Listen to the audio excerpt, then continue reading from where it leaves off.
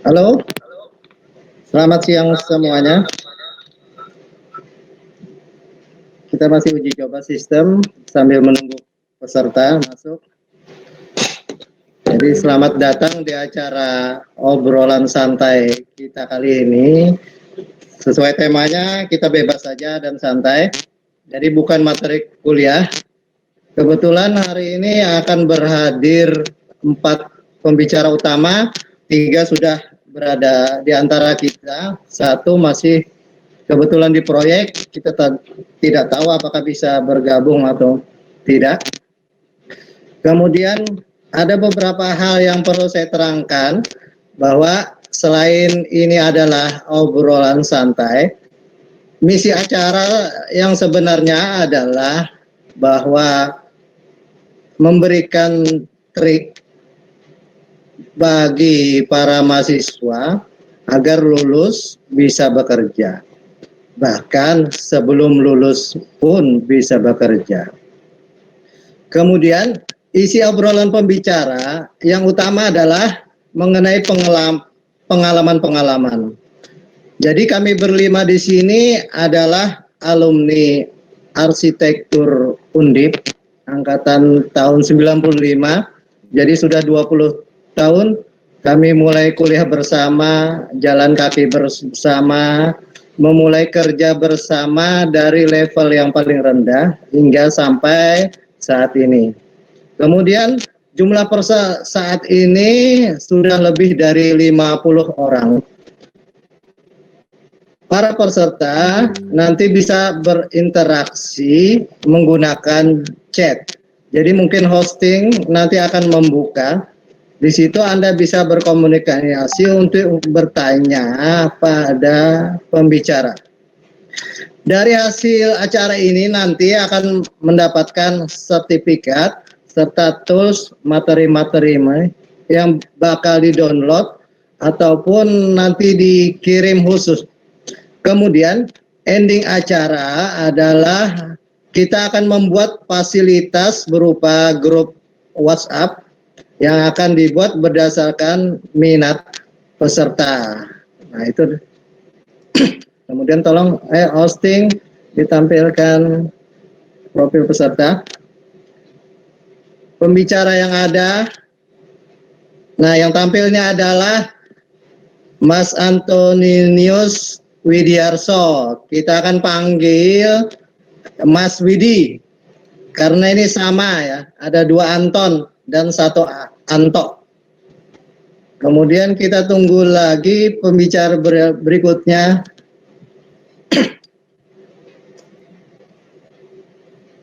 Ada siapa?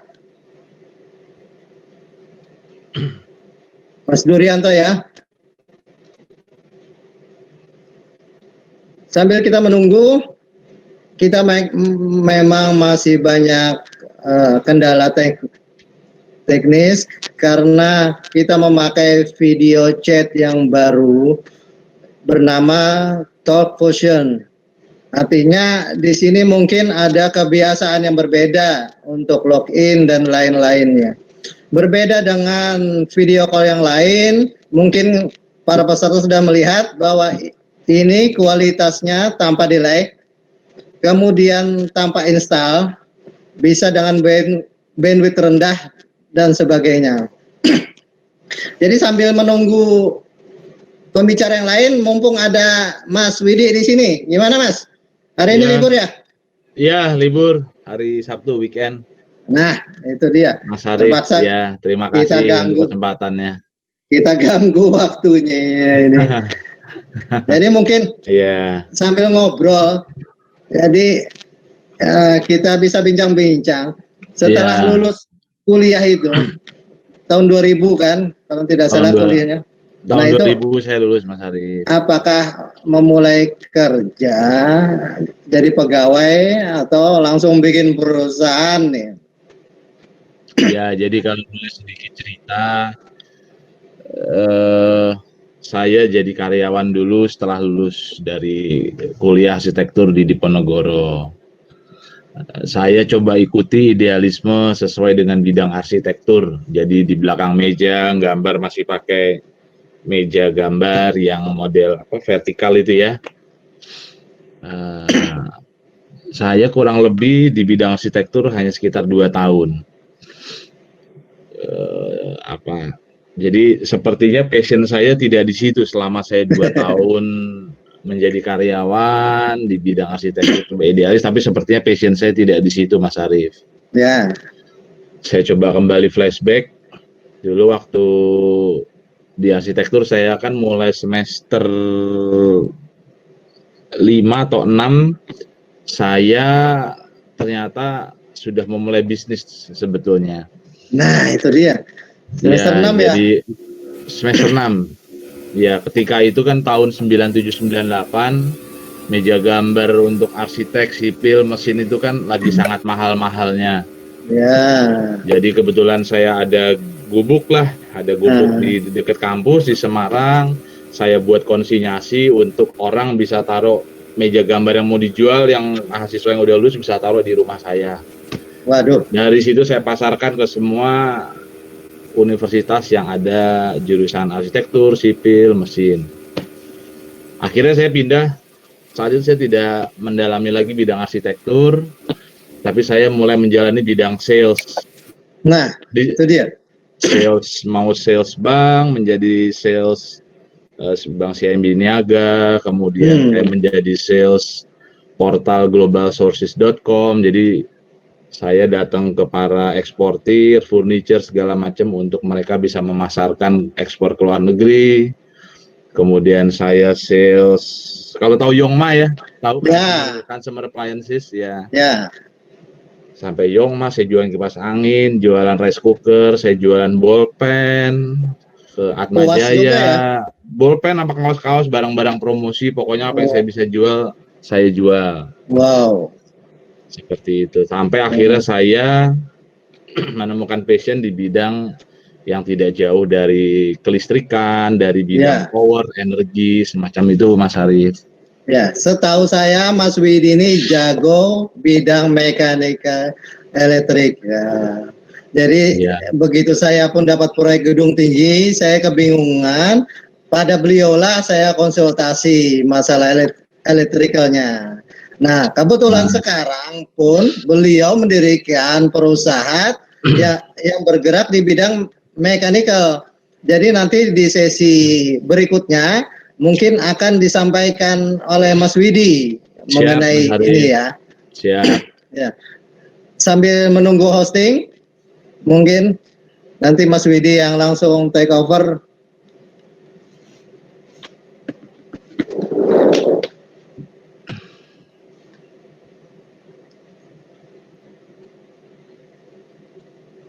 Sudah 20 tahun. Sudah lama berarti perusahaan ini, Mas? Saya buat perusahaan dari tahun 2008. 2008, tetapi ya namanya usaha ya, Mas Arief ya. Ya, naik turun. Kita sepertinya kalau tidak jatuh itu namanya bukan seorang wira swasta, bukan seorang wira usaha. Nah, itu jadi, yang perlu diketahui. Ya, jadi kalau jatuh bangun itu sudah biasa, Mas Arief. Jadi lebih ke aspek mental kalau menurut saya. Kalau sudah jatuh ya harus bisa bangkit. Nah itu, kalau jatuhnya sering, Mas. Bangkitnya itu yang susah. Itu yang susah, betul. Itu butuh mental yang luar biasa. Gimana nih, Mas Hosting? Jadi pernah setelah lulus ikut menggambar atau gimana? Atau memang berbeda? Soalnya kan kita kuliah kan diajarin tugas semua gambar nih. Iya. Nah, yang saya ambil sisi positif dari kuliah arsitektur itu adalah kita banyak dilatih untuk bagaimana kita tampil, kita menjelaskan di depan umum. Itu titik poin saya yang mungkin sebagai salah satu bekal untuk karena bagaimanapun kita harus tampil, kita itu harus bisa berbicara bidang apapun kita untuk menyampaikan ide-ide semacam itu. Jadi harus supel ya, harus gaul ya kayaknya. Ya. Soalnya kalau menggambar aja dalam kamar, Dulu depan meja gambar, sekarang depan laptop. Kayaknya susah ya kalau untuk bergaul. Ya kalau sekarang sudah dunia digital ya, artinya bergaul pun ya bisa lintas batas lintas ini juga ya. Namun bagaimanapun memang komunitas offline kita berbicara online ini memang tidak bisa tergantikan dengan yang sifatnya offline ya Mas Arief ya. Iya.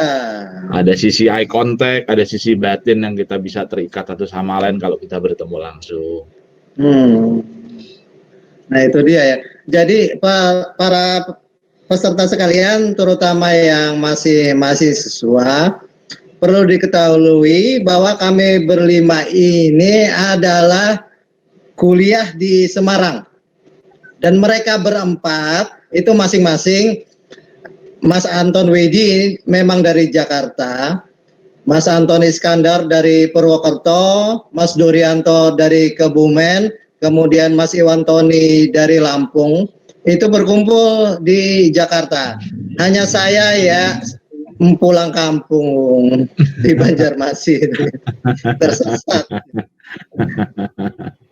Iya. Mas Hosting mungkin bisa ditampilkan pembicaraan lainnya. Kita coba untuk foto bersama dan mengenalkan pada peserta.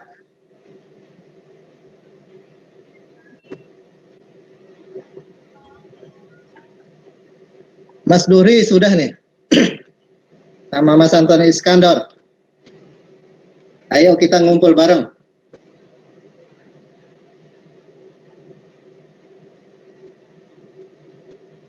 Kira-kira nih Mas Didi, enak mana sih kerja benar-benar jadi arsitek, gambar, sama yang lain nih. Apalagi kita tadi pernah di bank ya? Saya pernah di bank. Jangan digambarkan bahwa kerja di bank tuh hanya di AC duduk-duduk, enggak ya. Saya kebetulan di bank itu ya masuk-masuk pasar tradisional, saya masuk-masuk, ya maaflah yang secara ini tidak seperti pada umumnya orang menganggap di bank bekal saya juga Mas Arief. Iya. Jadi mungkin Mas Arief kalau pernah masuk pasar tradisional, ya kebetulan saat itu saya ditempatkan di Magelang Mas Arief, di Bank Niaga Magelang. Jauh ya, bukan di Jakarta? Bukan, saya di Magelang pernah, Bank Niaga Semarang. Ya, tapi saya itu masuk pasar.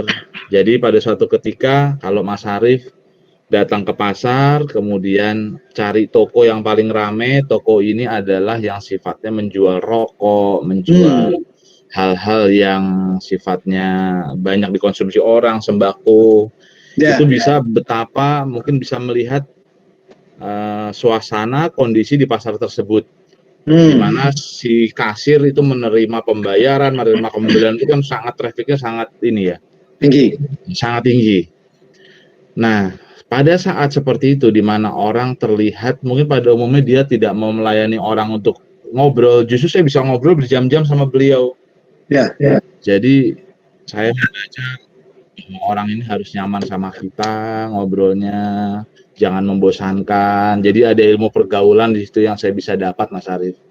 Bisa 2-3 jam saya ngobrol sama kasir yang notabene tadi tokonya sangat sibuk gitu Mas Arief. Oh gitu ya? Ya. Berarti beda jauh sama pengalaman kita waktu kuliah dulu, gambar. Jauh. Tapi justru di situ saya ada rasa minder Mas Arief. Minder dalam arti, wah dulu kan saya arsitek ya. Teman-teman saya udah ada yang kerja di konsultan, kontraktor. Tapi saya kok malah masuk ke pasar-pasar begitu Mas Arief. Halo Mas Arief. Sorry. Ya. Bentar Mas Anton. Siap Mas Anton. Dilanjut dulu Mas Anton. Bentar. Ya, jadi gambaran bahwa memang kuliah itu adalah memang satu disiplin ilmu yang kita sudah ambil. Memang baiknya sih diikuti ya, memang baiknya diikuti sesuai dengan disiplin ilmu yang kita ambil. Tetapi memang kenyataan bisa berkata lain, karena terkadang kehidupan itu kan perlu proses. Nah, ketika dalam proses itu saya menemukan bahwa passion saya ya tidak di bidang arsitektur meskipun saya kuliah di arsitektur. Iya. Saya potong sebentar Mas Widi ya. Jadi para peserta saya kenalkan, di pojok kiri atas ini adalah Mas Anton Iskandar. Anton juga panggilannya, berkelas, gitu kan. Sementara yang tadi bicara itu Antonius Widiarso, panggilannya Anton juga. Cuma saat ini kita panggil untuk Mas Widi untuk membedakan. Dan yang di bawah dengan latar belakang background itu ada Mas Dohrianto. Di lapangan dipanggil Anto juga, tapi di sini kita panggil Duri. Beliau adalah project manager dari PT Catur. Jadi yang biasa kontraktor gedung tinggi. Jadi bukan lagi kelas kitchen set. Jadi mungkin kita gabung aja nih ngobrolnya. Siap. Kalau tadi Mas Widi cerita pengalaman setelah lulus, gimana ini dengan Mas Duhri? Setelah lulus pulang kampung dulu atau langsung ke Jakarta? Iya, ini Pak Sarif. Oke, teman-teman semua, sebelumnya Assalamualaikum warahmatullahi wabarakatuh. Waalaikumsalam. Selamat siang semuanya. Siang. Ya, jadi gini Pak Sarif. Memang mungkin kalau Om Anton 2 ini, double Anton atau duo Anton ini udah jadi dokter semua. Jadi saya juga sebenarnya sudah agak minder ini. Jadi pengalaman mungkin ya kalau namanya setelah kuliah ya sama lah gitu ya Pak Sarif. Saya sempat nganggur, jadi kira-kira mungkin hampir 1 tahun kayaknya, jadi 6 bulan sampai 1 tahun saya sempat pulang ke kampung. Nah, karena di kampung waktu itu kan juga akses sama komunikasi dengan teman-teman agak terbatas, jadi akhirnya waktu itu kebetulan jadi ada proyek pemerintah yang sifatnya apa ya, waktu itu yang kayak proyek pembangunan apa untuk masing-masing daerah. Nah, saya coba masuk ke situ tuh Pak Sarif. Oh gitu. Ikut ambil, tapi alhamdulillah itu belum diterima. Oh, tuh. Jadi waktu kita lulus dulu belum ada HP kan? Iya, makanya. Jadi makanya waktu itu sempat ada teman kebetulan angkatan 94. Jadi saya dikontak sama yang bersangkutan, "Tok, lu di mana?" Ini di kampung. Nah, akhirnya saya suruh, lu di sini deh. Nah, akhirnya saya ke Semarang lagi waktu itu Pak Sarif. Kira-kira setelah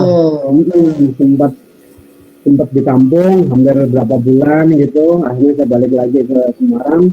Dan kebetulan teman saya itu angkatan 94 juga, anak arsitek. Ya. Dia ada job bareng sama salah satu dosen kita. Ya. Di tata ruang kota waktu itu. Nah, akhirnya saya diminta membantu untuk ya bareng-bareng menyelesaikan proyek itu. Oh. Kira-kira baru ke Jakarta ya? Hampir berapa bulan ya waktu itu, setengah tahun, 3 bulan sampai setengah tahun. Nah, terus dari situ ada proyek pemerintah juga. Oh. Ini sama sekali sebenarnya mungkin nggak ada hubungannya dengan arsitektural. Jadi tidak langsung kan? Tidak langsung jadi manajer kan? Enggak. Jadi waktu itu kebetulan dari Semarang. Nah, dari kantor Semarang itu dia kebetulan ada kerjasama dengan salah satu pemerintah daerah di Kota Brebes waktu itu. Jadi proyeknya namanya pemutihan IMB Pak Sarif. Mas Sarif. Oh.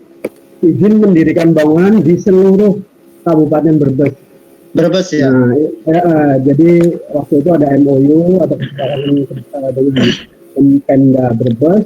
Nah, hampir kira-kira saya di situ 1 tahun dengan senior saya juga itu 94, kebetulan namanya Yanto juga. Iya. Jadi banyak nih pengalaman Mas Duri ini.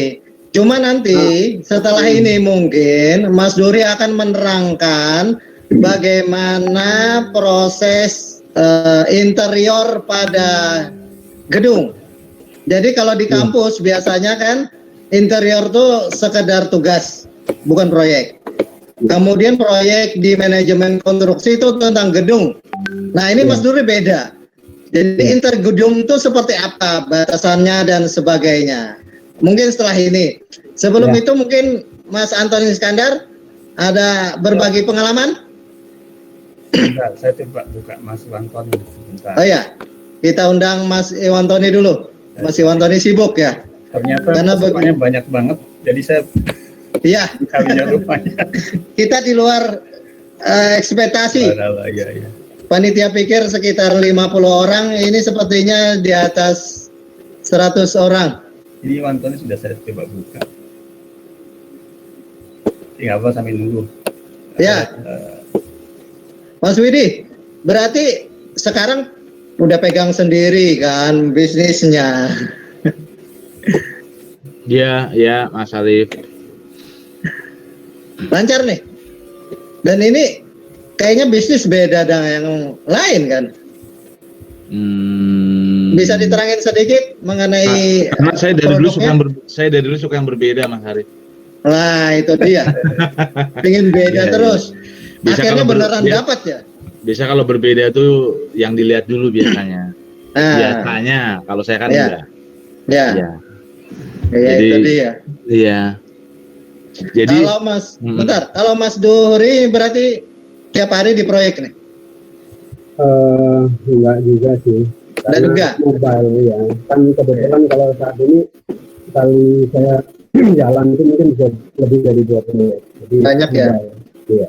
Ini memang Proyeknya gedung tinggi, udah pernah naik paling tinggi lantai berapa itu Mas? saat ini yang saya lagi kerjakan di salah satunya di Park Hyatt MNC Tower.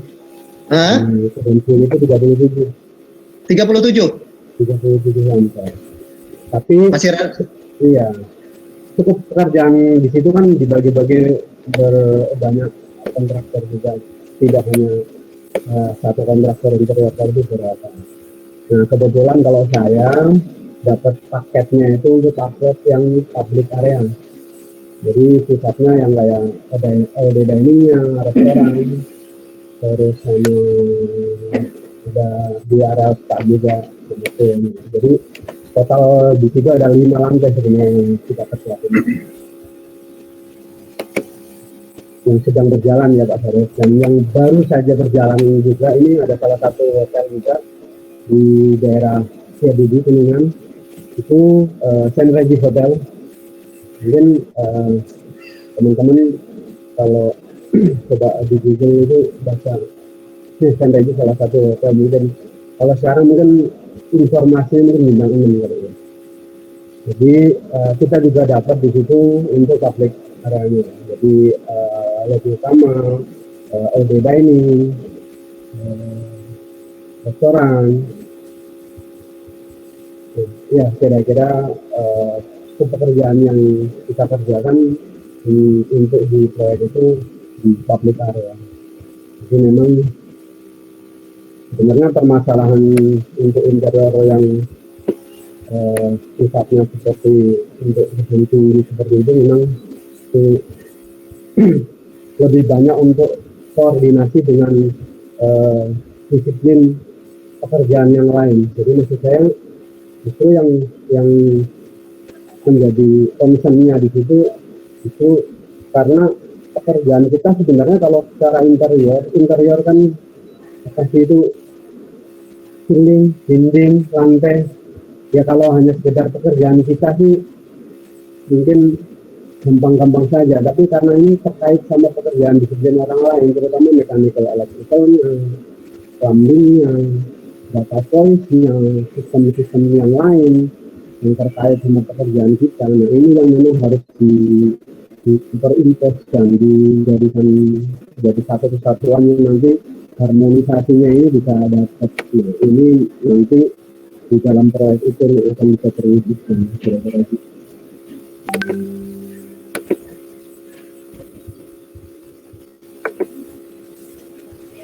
Ini kita ngobrol dulu aja atau gimana nih Pak? Pak Syarif kemana nih? Mas Syarif? Udah, Pak Salnya keluar. Mungkin lossnya nggak dia. Dilanjutin dulu, Mungkin menambah aja, jadi kita ngobrol aja ya, biar santai tapi mungkin biar nggak ribet. Takutnya ini jadi formal banget.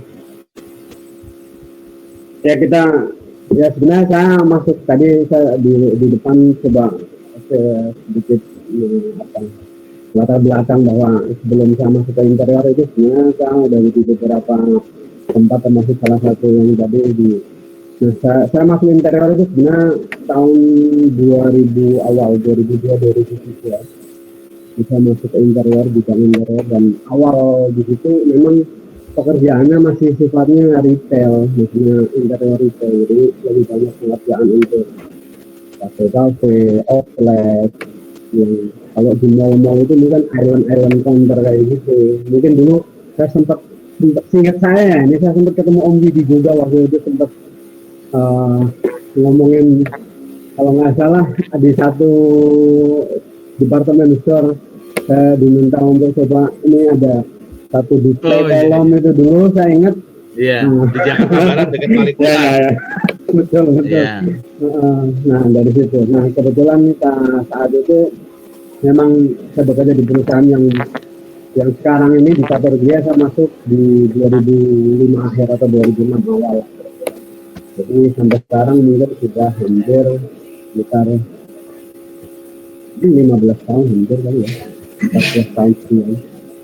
Nah kalau di Kategori ini sekarang memang saya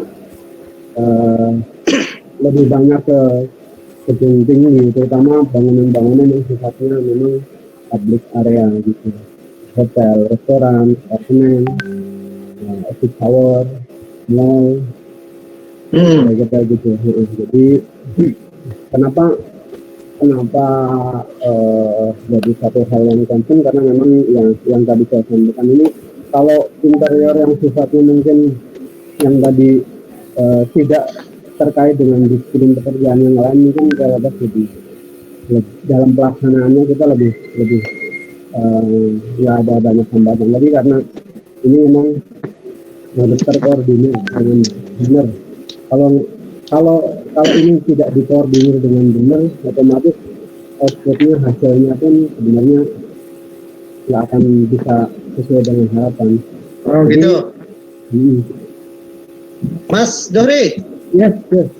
Halo, Mas. Mas Anton tadi udah cerita ya, Anton Is. Gimana? Soal bisnis nih. Oh, bisnis. Untung terus atau ada pernah rugi lah? Atau gimana? Cerita bisnis ya, bisnis. Bismillahirrahmanirrahim. Assalamualaikum warahmatullahi wabarakatuh. Yuk, waalaikumsalam. Kalau cerita sedikit histori saya. Begitu dulu saya bingung sebenarnya. Terus terang bingung, saya mau kerja apa? Karena memang saya gambar bisa, tapi mungkin kurang bagus lah gambar saya. Nah, saya mulai pekerjaan itu dari kalau sebetulnya ya cleaning service lah mungkin ya. Karena saya sales, habis itu sambil borong. Ya, kira-kira gitu. Tapi saya terima kasih lah, beruntung. Proses perjalanan yang. Iya. Dulu pernah jadi pemborong marmer kan? Pernah. Nah, lumayan pernah. Bukan rumah kan, tapi mall kan yang diborong ini. Mall pernah, ada beberapa mall yang pernah kita kerjakan. Luasnya 10.000 ya? 10.000, ada beberapa mall sih yang. Nah, banyak ternyata mallnya. Hotel juga ada. Nah, itu dia. Bukan kelas yang biasa berarti marmernya ya. Lumayan lah, ada beberapa mall yang kita selesaikan. Nah, berarti semua memang arahnya sudah pernah kerja dan kerja kontraktor terutama kan. Tapi ternyata jalur berikutnya, the next, apalagi sudah 20 tahun, beda-beda nih. Ada yang bisnis, ada yang marketing, kemudian ada interior, ada yang kayak gua aja nih jadi dosen. Ya, mungkin Mas Anton Iskandar bisa bisa lempar ke Mas Anton Wi dulu pembicaranya biar Anton Wi sampai sekalian disetelkan. Boleh, silakan. Hostingnya Mas. Baik, saya coba. Siap. Sebentar. Karena baru di sini, saya belum pernah belajar loh Mas Anton Wi ini. Padahal saya ngajar juga utilitas, tapi nggak tahu nih seperti apa sih produknya ini. Nah, ini menarik nih. Sip. Ya, materi bisa disampaikan ya tadi ini ya. Iya. Tunggu sebentar mungkin. Baik. Nah, cantik. Iya. Kita lupa Selamat- nulis ya, Bang. Selamat siang adik-adik. Dia bisa lanjut langsung Ya, atau langsung, gimana? langsung, Mas Arif? langsung Mas Widi. Langsung Mas Ya. Widi. Baik, mungkin sedikit tayangan saya akan tampilkan ya adik-adik, rekan-rekan semua.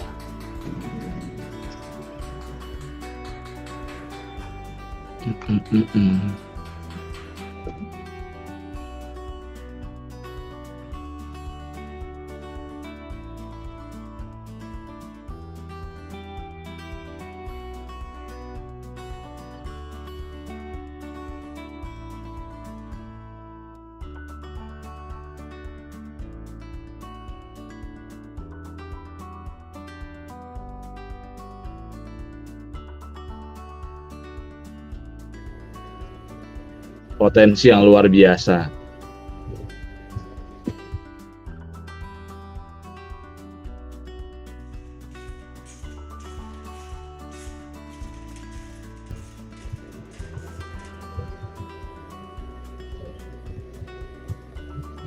Di salah satu klaster perumahannya untuk memasang solar panel. Dikecilin mungkin Mas Widi. Volumenya dikecilin, volume video. Oke, sebentar. Sudah lebih kecil ya Mas Arif ya? Ya, sip. Jadi ini kami kerjasama dengan salah satu developer besar untuk memasang di beberapa klasternya solar panel. Jadi si developer ini menjual rumah bundle atau satu paket dengan solar panel. Karena solar panel ini sudah menjadi sesuatu apa ya, bisa dikatakan etalase bagi si developer bahwa kita ini negara yang sudah tidak kaya lagi akan minyak. Jadi untuk adik-adik, untuk rekan-rekan yang sudah mengambil jurusan arsitektur, apalagi sudah sarjana, Ya. itu kan sudah disiapkan untuk aspek secara mental, secara Ya. daya pikir, sudah bisa berpikir strategi yang lebih panjang. Jadi memang sudah disiapkan untuk itu. Tetapi saya menyarankan memang tidak ada salahnya untuk kita juga terjun langsung, Mas Arif. Karena secara, langsung. iya, jadi nggak ada salahnya juga kita pegang touchpen, kita megang obeng, kita juga Oh ya. ikut nyambung-nyambung kabel. Karena satu, kita juga belajar, Ya. lain secara manajerial juga kita bisa merangkul semuanya karyawan kita agar mereka bisa lebih dimanusiakan. Oke. Itu dia ya. Ya, nah Sambil ini, nunggu. Nah. Ya, gimana Mas Widi? ya ini video yang ditayangkan ini salah satu proyek kita yang Ya. ini untuk seluruh bangunan sekolah. Oh. Hampir seluruh sekolah Wow. di Jakarta, di Jakarta ini kita yang melakukan untuk solar panel. Sekolah ini kapasitasnya 21.000. Efisiensinya lebih dari 80%. Jadi misalnya tadinya sekolah per bulan itu membayar katakanlah 5 juta, ya berarti sekarang hanya bayar 1 juta. Seperti itu. Nah ini kan kita lihat di atap-atapnya itu kan kita pasang solar panel. Ini mau di dak beton, mau di perisai, mau apapun bentuk atap itu dapat dipasang. Jadi tidak ada masalah dengan bentuk atap. Oh. Oke. Aspek arsitektur di sini perlu dilihat karena bagaimanapun kita punya rasa estetika Ya. dari sisi simetris agar tidak berat sebelah, biar lebih enak dilihat seperti itu ya Mas Arif ya. Ya. Jadi ini masih di Jakarta kan produknya Mas ya? Oh enggak, kita sudah seluruh Indonesia Mas Arif. Seluruh Indonesia. Nah justru Ya. malah adik-adik yang di daerah ini bisa ikut memasarkan toh? Bisa sekali kalau ada yang tertarik. Kita bisa komunikasi lebih lanjut via online. Nanti cara pemasangan nggak usah khawatir tentang tidak bisa ngerti listrik, nanti saya akan ajarkan. Ya. Gitu. Silakan mungkin tadi Mas Durianto atau? Iya, Mas Duhri nih habis nih. Jadi asik juga ya kalau kita tuh kerja di beda bidang gitu loh. Kita kuliah arsitek tapi kerja bidang lain. Ya, Artinya- bisa saling mengisi ya. Ya.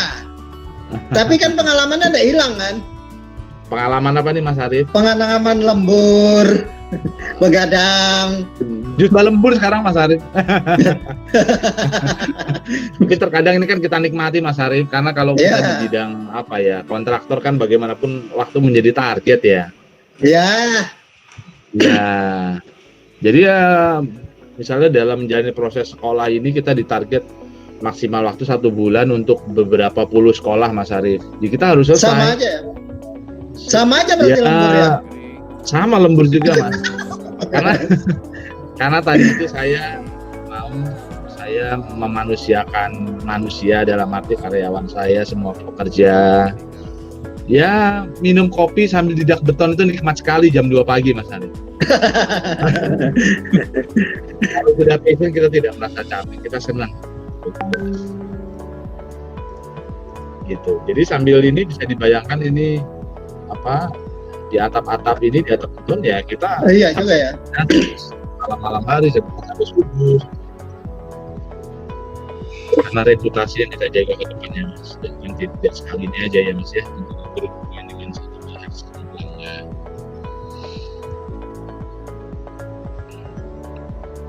Nah ini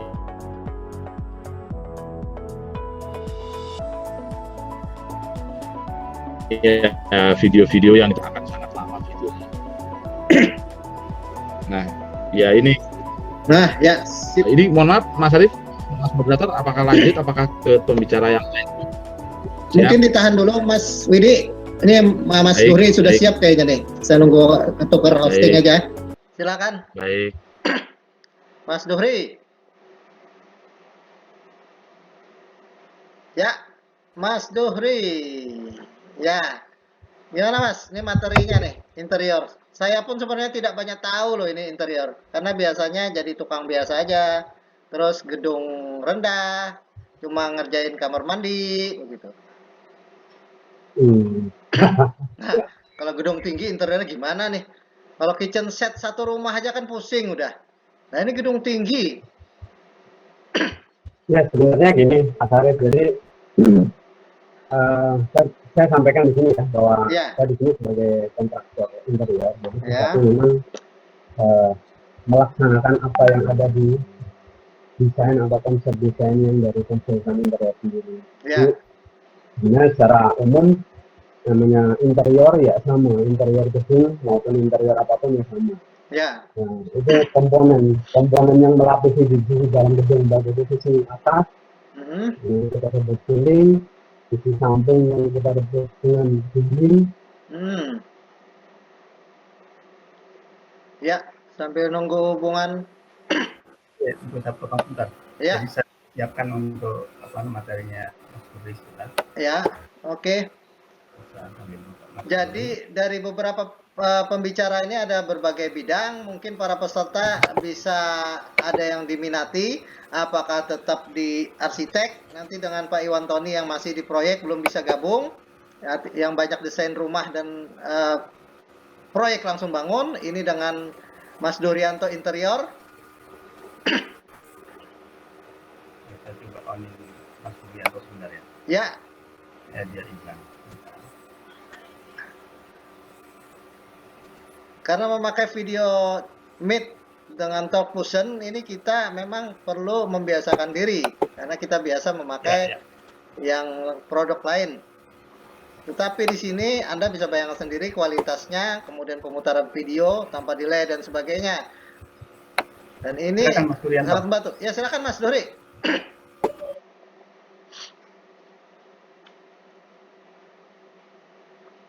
Mas Arief, jadi Ya, oke. ya sebenarnya sama lah interior, cuman nanti kalau di gedung tinggi yang tadi seperti saya sebut tadi bahwa karena sequence pekerjaan kita itu setelah nanti struktur gedung itu Ya.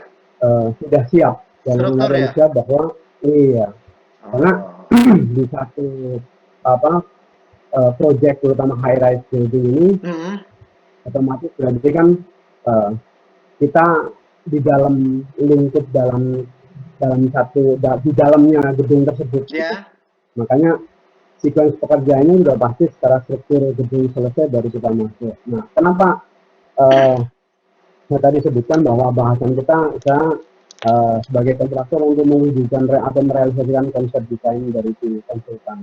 Ya. Jadi memang yang kenapa bisa membedakan antara interior yang tadi Mas Arif sampaikan sama interior yang high resolution ini di koordinasi terutama gambar. Nah, makanya saya coba jelasin secara tahapan untuk gambar. Sebelum masuk, Halo? Mas Duhri.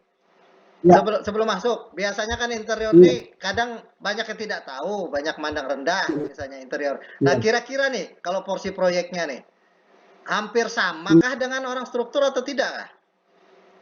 Halo. Mas Arif, saya potong sebentar. Maaf. Ini materinya Mas Duri saya ambil dulu sebentar supaya dia bisa siapkan. Ya.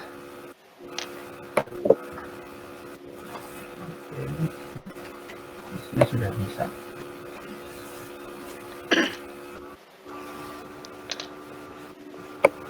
Ya, oke.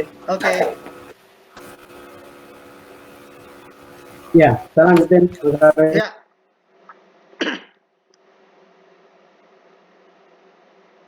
Di titik poinnya itu. Bentar, Mas Dori. Kira-kira toh seberapa gede sih proyek interior ini? MM-an atau tidak? Kalau dari nilai nilai kontrak atau gimana? Ya, nilai kontrak lah kisarannya. Soalnya banyak yang tidak tahu, kadang-kadang kan interior aja gitu, beli-beli aja bisa gitu. Iya.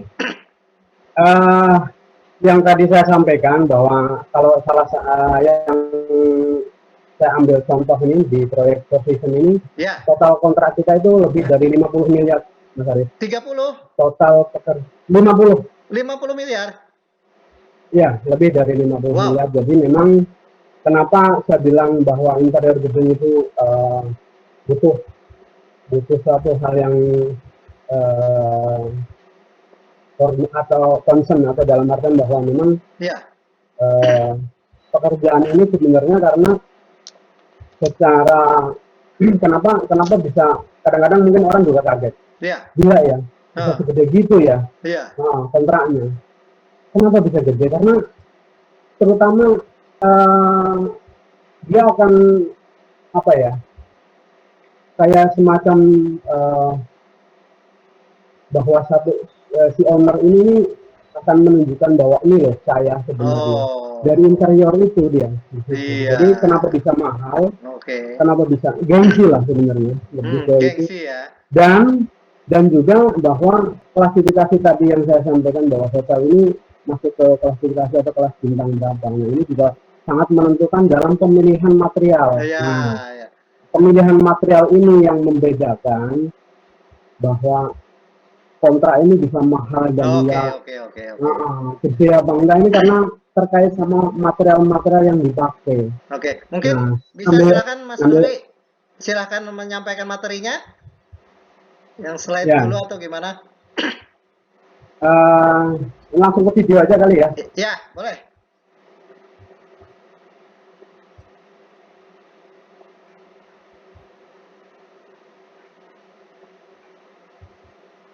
Ini gedung tapi mewah sekali ya. Hotel ya Mas Doi ya? Ya, jadi ini Four Seasons Hotel. Bintang 4 lebih ya?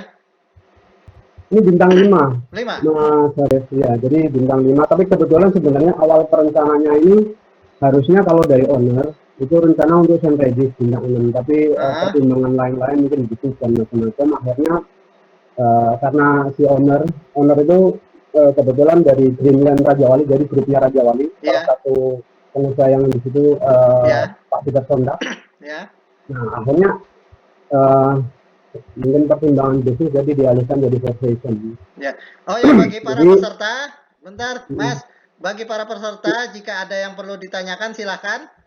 Anda bisa klik chatnya, tidak perlu ditulis nama, langsung nama Anda akan kami ketahui.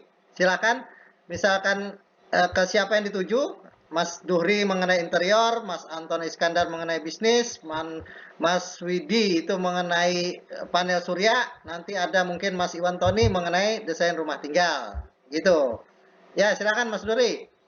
Ya. Jadi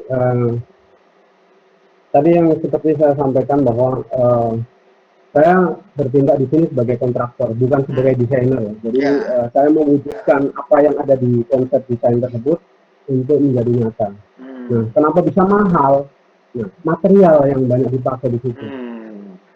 Untuk Forsation, ini tren material yang banyak dipakai saat itu kebanyakan dari metal atau brass, kebetulan yang di sini dari si desainer. Metal ya, sekarang trennya. Kuningan, Pak Hari. Kuningan. Brass, ya. Jadi memang benar-benar material brass. Nah, kebetulan ini desainer konsultan interiornya itu dari Sampalimot. Ini rekan-rekan kalau memang sempat kenal atau mungkin bisa googling. Dia Sampalimot itu kantor pusatnya ada di New York. Ini salah satu kalau kita menyebutnya itu salah satu begawan interior. Ya. Jadi jago ya.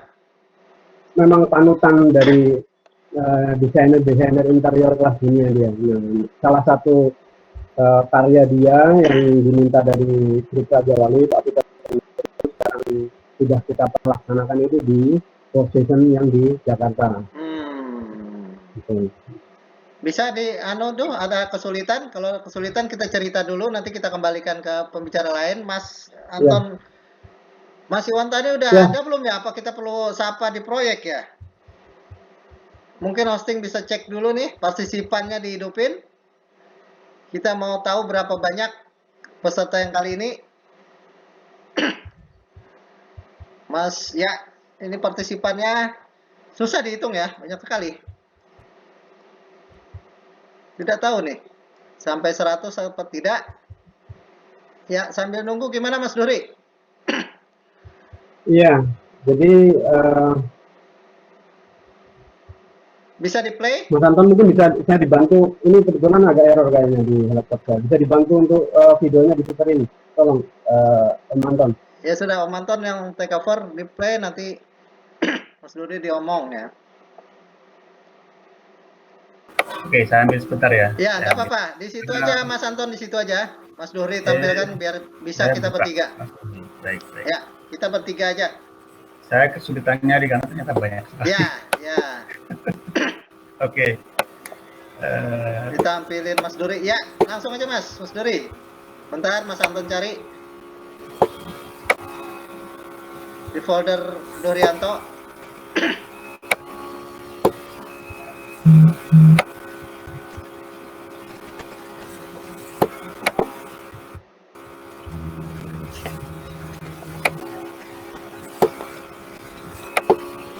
Oke. Ya.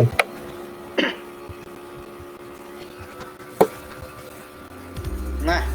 Ya, ini Forsation Hotel Jakarta. Jadi, nah pemilihan material ini nih Pak. Oke. Itu dominannya itu metal, brass.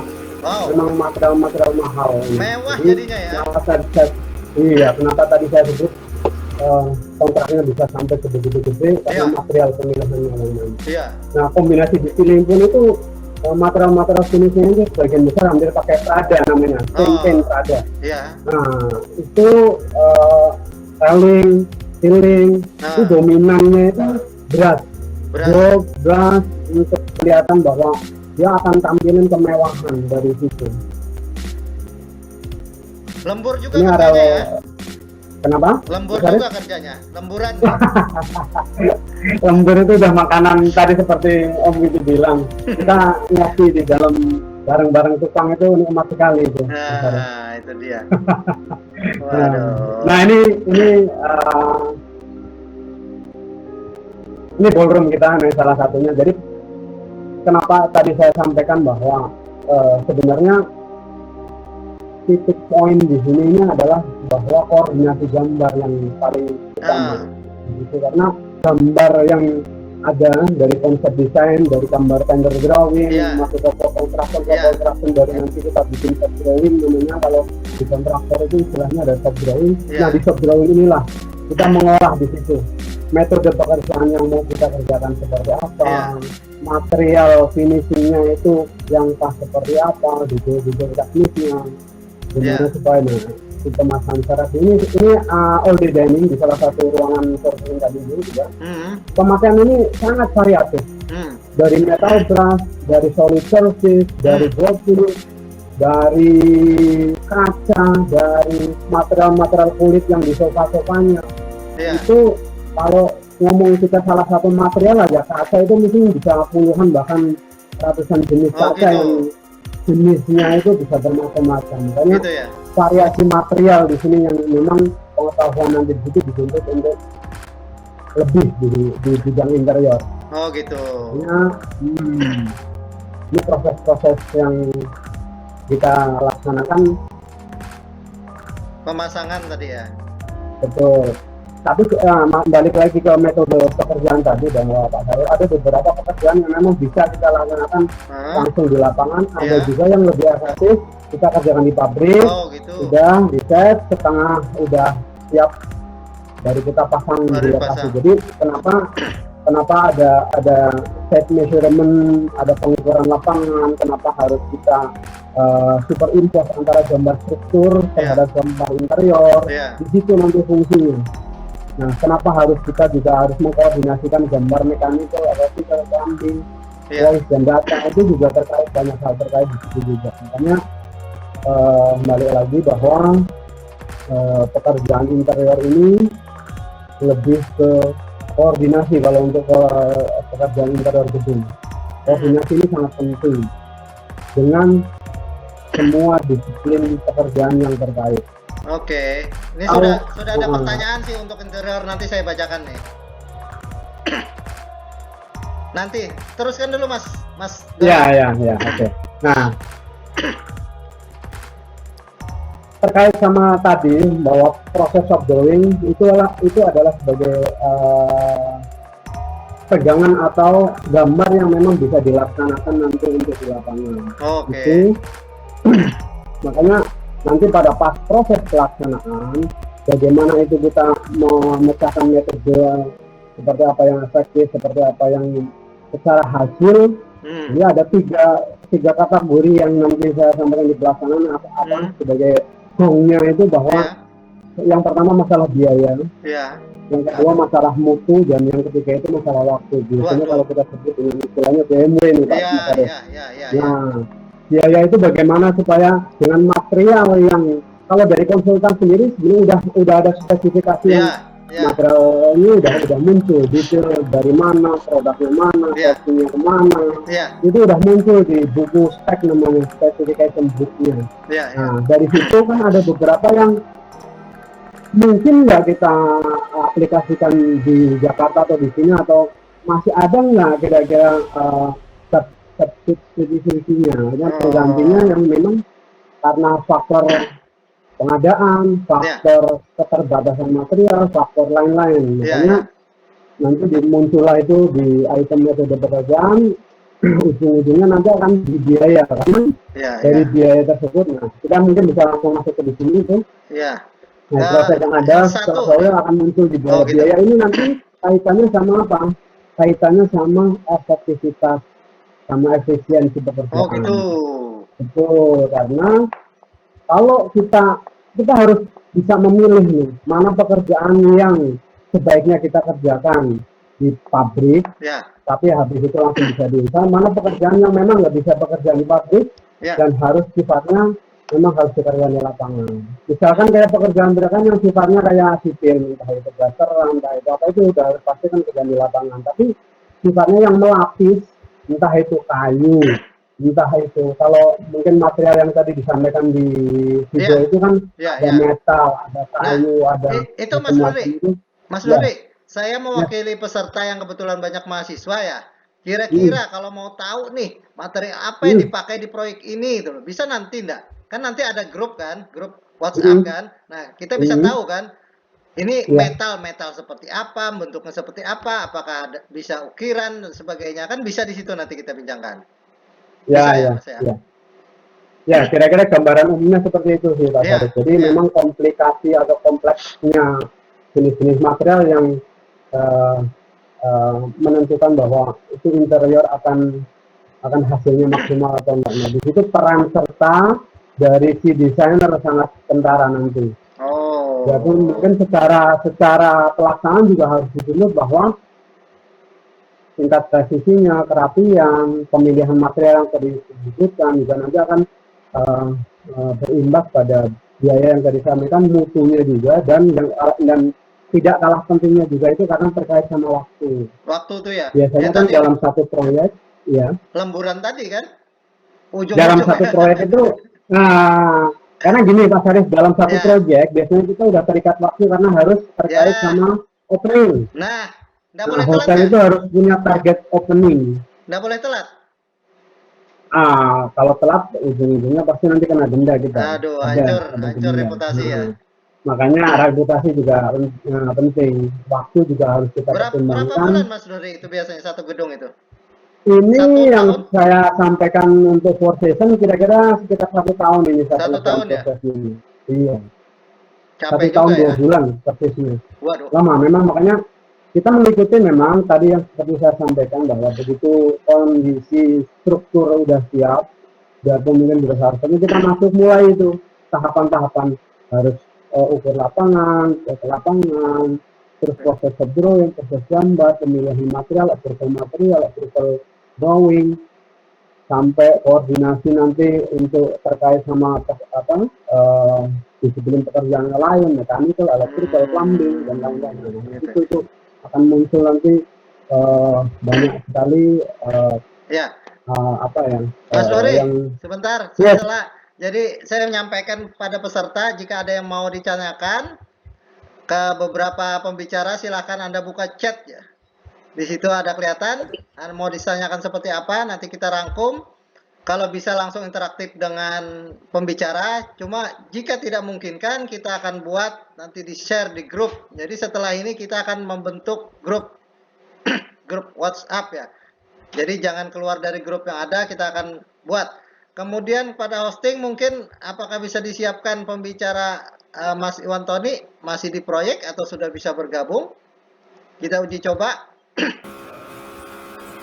Sepertinya Mas Iwan Tony belum masuk ya. Belum Tadi masuk. Masuk, jadi Belum masuk ya? sempat masuk cuman saya coba buka nggak bisa. Nggak bisa. Mas Anton Widi masih ada? Masih. Ini Mas Dori. Ya, masuk. Ya. Mas Dori, tadi ada pertanyaan. Mas Dori. Ya. Untuk Mas Dori katanya. Ya. Saya lupa tadi namanya siapa. Jadi untuk yang arsitek pemula lah untuk interior, apa yang perlu disiapin? Apa yang perlu disiapin? Belajar apa gitu loh? Belajar gambar kah? Atau belajar tukang? Atau belajar material atau apa? Kalau yang pingin jadi ini, pengen bergerak di bidang interior gitu iya, maksudnya. betul. Apa yang mau dipelajari itu? Disiapin. Biasanya kalau di kami untuk arsitek atau pemula itu biasanya dia akan kita perkenalkan ke gambar dan material. Jadi lebih ke kalau di tim kita itu kalau saya dalam satu project, saya akan masukin ke tim engineering. Oke.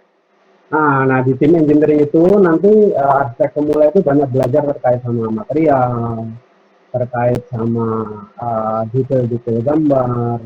Nah, nanti di situ akan ada drafter juga gambar. Tapi kalau selama ini, kalau yang saya laksanakan itu kalau dari gambar justru saya ngambil dari bukan dari arsitektur, tapi dari orang D3 atau SN bangunan yang secara track record dia memang untuk gambar tekniknya bisa dan nah tapi tetap nanti untuk sekat-sekat detail teknisnya tetap dari saya atau tim set manager yang ada di proyek tersebut. Berarti gini. Ya. Untuk interior artinya gambar itu penting. Bisa menggambar itu penting enggak?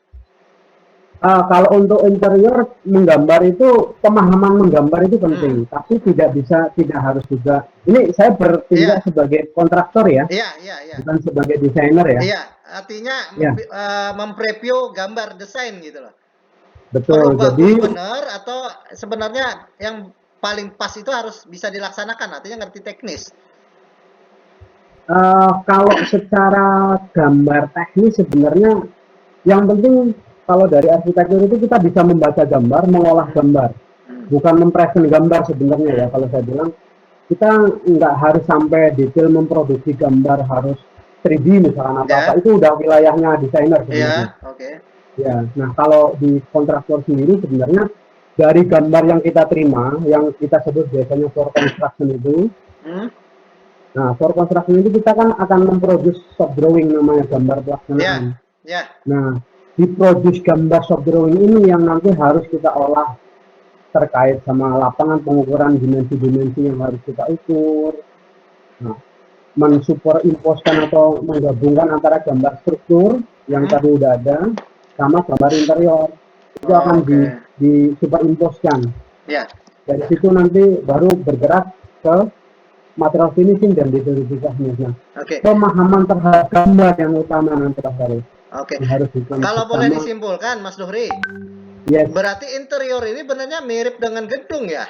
Artinya kalau bagi sebenarnya mahasiswa itu ada yang bergerak di gambar desain arahnya ke konsultan kan, desain. Ada betul, yang ke lapangan. Nah, ini kontraktor, betul, ya kan? Berarti betul. sama Ya, persis ya interior ini dengan gedung. ya. Secara pekerjaan sebenarnya hampir sama. Nanti apa perbedaannya terhadap interior itu karena masuk ke detail yang tadi yang saya sampaikan nanti terkait sama pemakaian material-material yang khusus, aplikasinya seperti apa. Terus nanti lebih detail lagi itu ke item-item yang sifatnya udah kayak misalkan ngomong kita pintu aja Pak Sarif, itu Ya. hardware-nya yang justru akan nanti lebih ribet Oh ya. dibanding pintu Ya. sendiri. Sebentar Mas Iya. Duri. Jadi Yes. ini bagi peserta mungkin setelah ini kita break sebentar, bisa kalian tulis di chat artinya apa yang kalian ingin tanyakan ke pembicara. Kemudian setelah itu mungkin ada dari Mas Widi nih mau nyampaikan mengenai teknis-teknis tadi, produk-produk panel surya setelah ini gitu loh. Mungkin bisa disiapin nanti. Baik, baik, Ya, baik Mas oke, Arif, baik. ya. Mungkin Mas Anton kah mutarin atau dilempar? Oke, Jadi peserta mungkin sambil ya memberikan pertanyaan lewat media chatnya. saya coba review. Saya siapin presentasi sebentar ya. Oke, kita tadi masuk sudah lumayan terlambat, sekarang sudah on airnya sudah 1 jam lebih, jadi mungkin sisa sekitar 20-25 menitan lagi gitu loh. Oke. Oke, Mas Materi Anton siapa Widi, dulu? Mas Anton Widi, Ya, materi dilempar ke Mas Widi ya untuk menjelaskan yang sistem panelnya. Soalnya kita perlu detail tuh.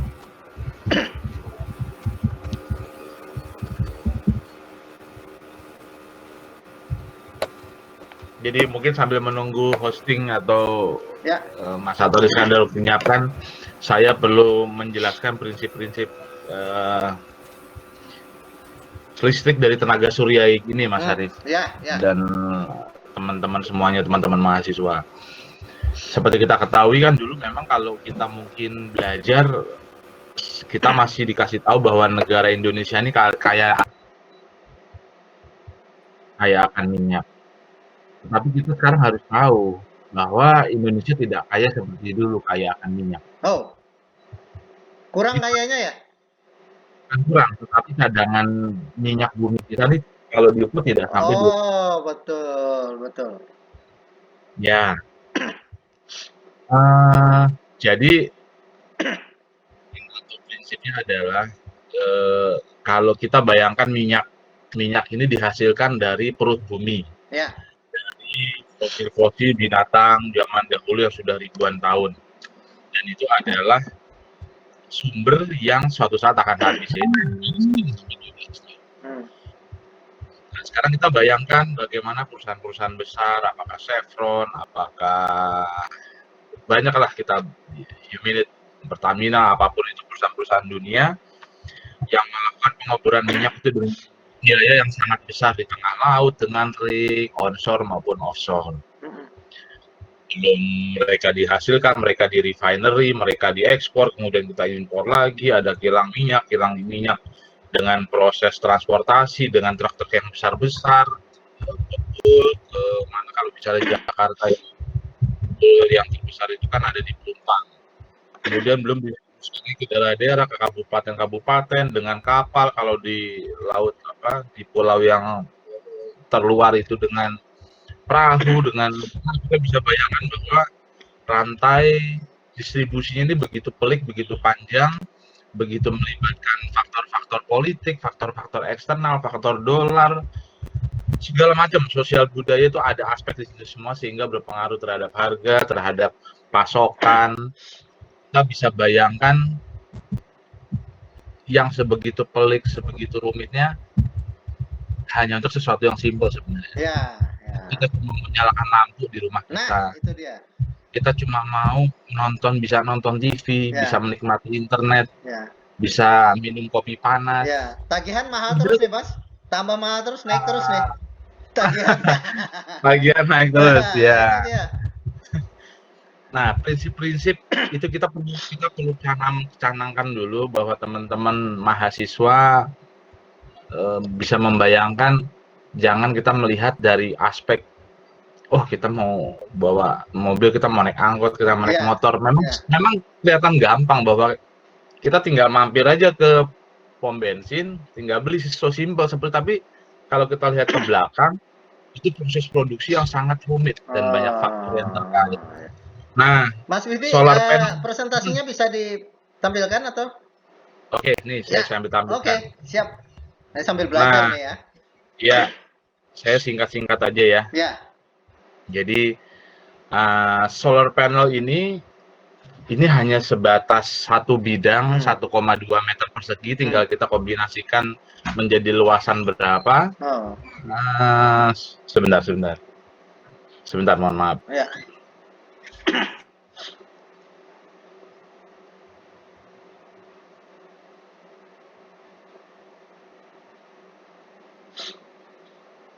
Oke, bagi para peserta mungkin ada yang ditanyakan, terutama ini ya. Ada yang dari luar nih Mas Widi. Tadi kayak ada yang dari mesin, dari elektro, jurusan elektro, teknik sipil mungkin ada. Jadi pas materinya ini. Pas ya. Jadi ini sebenarnya ilmu berbagai bidang sih, kita tidak hanya melulu arsitek. Ini ilmu berbagai bidang yang orang mau concern, orang mau terlibat di dalam tadi yang saya sudah kemukakan di depan. Jadi ini hanya sebidang, sebenarnya solar panel hanya sebidang 1 kali 2 meter persegi, tinggal kita kombinasikan tergantung luasan atap kita, tergantung luasan gedung kita, tergantung luasan hotel kita, pabrik kita, komunitas kita, sawah kita, dimanapun kita berada. Tinggal kita susun menjadi suatu rangkaian. Nah, satu modul dalam kotak 1,2 meter persegi ini menggantikan yang tadi saya sudah paparkan di depan tadi. Dari mulai rig yang begitu hebat, luar biasa, perusahaan big companies yang menanamkan investasinya jutaan miliaran dolar. Nanti bisa dipersingkat ya, 5 menitan mungkin untuk ini. Siap. Oke. Ini bisa disederhanakan hanya sebenarnya dengan satu panel ini. Jadi, ya kalau tadi kita mau minum kopi, mau menikmati nonton TV, itu hanya sebenarnya semua proses yang rumit tadi tergantikan oleh satu solar panel ini atau kombinasi tadi. Cukup ya? Ya tergantung kombinasi, tergantung kapasitas yang kita maksudkan Mas Ari. Oke. Nah, saya singkat-singkat aja. Jadi kita ada hanya kenal 2 sistem, yaitu sistem off grid dan sistem on grid. Oke. Di copy. Off grid ini itu secara kelistrikan atau saya rekomendasikan itu hanya untuk wilayah Indonesia yang elektrifikasi atau yang listrik PLN-nya masih sangat minim atau memang belum ada sama sekali. Sehingga wajib menggunakan baterai. Kalau kita bicara Indonesia itu hanya tinggal sekitar 2% wilayah yang belum teraliri listrik PLN, Mas Arif. Jadi sistem off grid ini sudah menjadi kurang populer karena hanya persentasenya hanya 2% tadi yang membutuhkan off grid karena menggunakan baterai. Karena baterai ini kan sifatnya satu dari sisi harga mahal dan sifatnya consumable, jadi setiap 3-5 tahun itu harus diganti. Itu masalah. Sebentar Om Widi, saya memberikan informasi kepada peserta. Setelah Om Widi ini nanti diberikan materi dari Om Anton Iskandar. temanya mengenai bisnis, jadi jangan kemana-mana. Tunggu dulu sampai selesai ya. Oke, Mas Yudi, lanjutin. Baik, baik. Jadi ini off-grid ini mencakup kalau secara market, secara besaran pasar Indonesia itu kurang lebih 2% dari total 100% pengguna listrik PLN. Oke.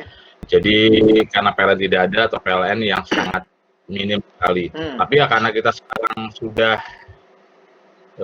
ya tadi sudah 90% sudah terlistrika bicara, orang udah lebih banyak sekarang On grid. mengadukan PLTS on grid. Oh, on grid. PLTS ada pembangkit. Oke. Iya. Tenaga surya on grid. Ya, on grid ini sifatnya adalah sebentar saya bisa sampaikan. Jadi listrik on grid ini dari matahari, kemudian panel. Sebentar ya. Ya, jadi matahari kemudian oleh panel, nah ini saya kasih marking ya biar. Oleh panel surya dikonversi oleh inverter yang ada di sini. Oh, ada inverter. Oke. Inverter ini mengubah listrik DC yang dihasilkan oleh solar panel menjadi listrik AC atau listrik bolak-balik. Ya. Kebanyakan rumah, kebanyakan gedung atau apapun itu adalah menggunakan listrik AC 220 atau 380 volt DC untuk 3 fase. Ya. Nah, saya bisa sedikit di sini definisi secara singkatnya. Merupakan sistem PLTS yang secara koneksi tersambung dengan listrik dari PLN. Bentar Mas Yudi, kalau nanti kira-kira adik-adik ini sebelum lulus atau sudah lulus di proyek ya, kira-kira apa sih yang perlu diingat dari ini gitu loh? Ingat yang perlu diingat atau panelnya nih? Nah, udah ingat itu aja, ingat Surya 88-nya aja. Itu dia. Nah, berarti pertama kali ada panel surya ya? Ingat ininya aja nih, Surya 88 pakai X. Oke. Nah, itu. Iya. Jadi ya. Jadi bisa di Google. Jadi bisa di googling, silakan. Kalau adik-adik mahasiswa mau cari tentang PLTS solar panel, coba aja di googling. Jadi Surya 88 selalu top 3 di atas. Oke. Ya. Silakan. Kemudian apa yang bisa saya sampaikan lagi ya? Jadi komponen utama on grid tadi ini yang sekarang paling primadona dari masyarakat kita sekarang mungkin ini karena sisa 2 menit Om Edi. Boleh ya? Iya. Yang paling favorit karena ya tanpa baterai sehingga harganya jauh lebih murah dan secara komponen hanya 2 ini aja nih. Wah. Secara komponen hanya solar panel dan hanya inverter. Simple ya? Udah that's it. Simple itu hanya komponen utamanya. Sama instalasi kabel-kabel yang nanti kita pasang di dalam. Ya, berarti bisa buat ujian nih gue keluarin nih soalnya nih, apa komponennya. Cuma itu gampang gitu. Iya, nggak susah. Nggak susah. Nah, ini mungkin pertimbangan kenapa kita harus memilih on grid, memilih off grid dan banyak orang juga ini sekarang. Materinya nanti peserta kita bagikan ya. Silakan bisa di-download mungkin Mas. Siap, nanti panitia akan membantu ngubungin Pak. Iya, silakan. Ini aspek legalitasnya, aspek dasarnya, macam itu ya. Mungkin itu. Silakan nanti mungkin dilanjutkan dari sesi tanya jawab aja ya. Iya, mungkin nanti dilanjutkan sesi tanya jawab. Silakan chat dengan pertanyaan. Dan berikutnya ini Mas Anton Iskandar nih, silakan tampil nih dengan materi bisnis. Nah, ini menarik nih. Ya kan, banyak yang pingin dapat kerja, mahasiswa itu kan gitu, banyak yang pingin dapat kerja. Padahal yang lebih penting sebenarnya bukan dapat kerjanya, dapat duitnya. Nah ini masalahnya. Gimana dapat duit nih dengan bisnis Mas Anton? Oke, baik. Bismillahirrahmanirrahim. Yuk. Saya coba siapin presentasi sebentar.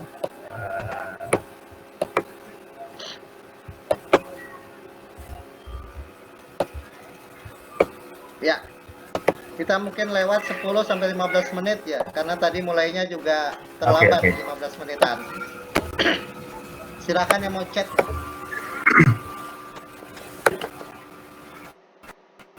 Oke, bismillahirrahmanirrahim. Oke. Saya mulai bicara dari tes suara saya cukup bagus. Cukup jelas ya. Baik. Oke. Kalau dari gambar yang tampil ini, mungkin teman-teman sebelum masuk sini ya. Wah, Saya coba, kebangetan kalau nggak tahu pengen gambar coba. apa ya. Enggak, saya pengen coba membuka Oke. satu wawasan Ya. bahwa dari gambar ini saya akan bicara 4 hal sebenarnya. Ya. Mudah-mudahan cukup. Oke. 4 hal itu apa? Pada saat dulu waktu saya masih kuliah saya nggak ngerti ini. Tapi pada saat saya selesai kuliah saya juga belum mengerti ini. Tapi perjalanan 20 tahun saya mencoba meringkas ya. Dalam 20 tahun baru saya ngerti ternyata, Mas ya. Yes. Dan langsung di-share Mungkin saya di yang telat. sini gitu. Langsung di-share. Nggak apa-apa. Nah, itu kan wow. Yang telat mungkin saya, Jadi pertama adalah mindset. Kemudian yang kedua adalah tadi ada banyak bicara Mas Yudi bekerja, kemudian ya Mas Yudi udah mulai bisnis. Yang poin ketiga adalah investasi. Nah, saya coba share mindset. Mindset itu apa sebenarnya? Nah, kalau bicara mindset itu kan sebenarnya dia adalah semacam pola kita berpikir.